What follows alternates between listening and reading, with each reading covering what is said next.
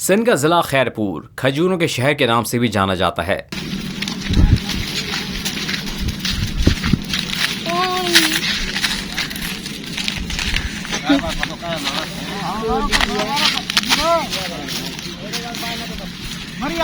हजारों एकड़ के रकबे और फैले खजूरों के बागात में 200 से ज्यादा अक़साम की खजूरें पाई जाती हैं।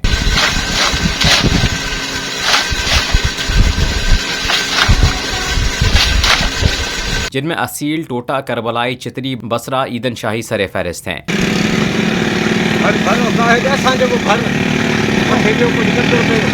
खजूर को दरख्त से उतारने, छुआरा और खजूर बनाने से लेकर मंडियों तक पहुंचाने के लिए खजूर की काश्त से वाबस्ता छोटे काश्तकारों और मजदूरों को बहुत ज्यादा मेहनत करना पड़ती है।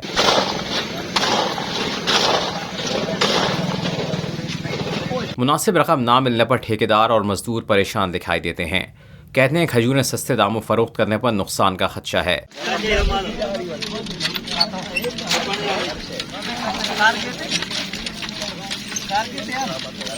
मानसून की बारिशों के पेश नज़र दरख्तों से कटाई भी वक्त से पहले की गई है। ठेकेदार और मजदूरों ने तशवीश का इजहार करते हुए मुतालबा किया है कि खजूरों के कारोबार को हुकूमती सतह पर तरजीह दी जाए तो अच्छा ज़रिए मुबादला हासिल होगा।